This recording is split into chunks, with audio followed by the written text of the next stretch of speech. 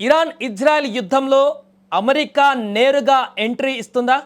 మరికొన్ని గంటల్లో మహాప్రళయానికి సంకేతాలు ఇస్తుందా?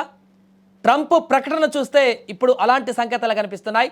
మరికొన్ని గంటల్లో మహాయుద్ధం కొనసాగబోతుంది, పారిపోండి అంటూ ట్రంప్ చేసినటువంటి ప్రకటన ఇప్పుడు తీవ్ర భయాందోళనకు గురిచేస్తుంది. ప్రళయకాలం ఆసన్నమైందా, మూడో ప్రపంచ యుద్ధానికి కౌంట్డౌన్ మొదలైందా అనేటువంటి విధంగా మరికొన్ని గంటల్లోనే ఆకాశం ఎర్రబడబోతుంది అనేటువంటి సంకేతాలను ఇస్తున్నారు.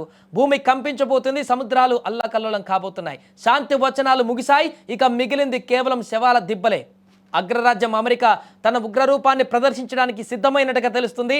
ఇరాన్ గుండెల్లో రైళ్లు పరిగెత్తించేలా, ప్రపంచాన్ని వణికించేలా ట్రంప్ యుద్ధబేరి మోగించాడు.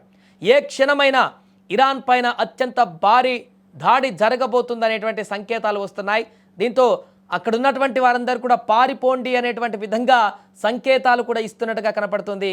అమెరికా అధ్యక్షుడు ట్రంప్ ఈ రకమైనటువంటి సంకేతాలు తాజాగా ఇచ్చినట్టుగా తెలుస్తుంది. ఈ నేపథ్యంలో ఇరాన్ పైన ఏ రకమైనటువంటి దాడి చేయబోతుంది అమెరికా, ఎలాంటి వ్యూహంతో ముందుకు వెళుతబోతుంది, ఈ యొక్క దాడితో ఏం జరగబోతుంది, అది ఊహించడానికే గతంలో ఆల్రెడీ ట్రంప్ చెప్పాడు. ఇరాన్ కనుక వెనక్కి తగ్గకపోతే ఆ తర్వాత మేము చేసే దాడి ఊహించడానికి కూడా సరిపోనటువంటి విధంగా ఉంటుందని కూడా ఆల్రెడీ చెప్పారు. కాబట్టి ఇప్పుడు ఆ రకమైనటువంటి కార్యాచరణతో దిగుతున్నట్టుగా తెలుస్తుంది.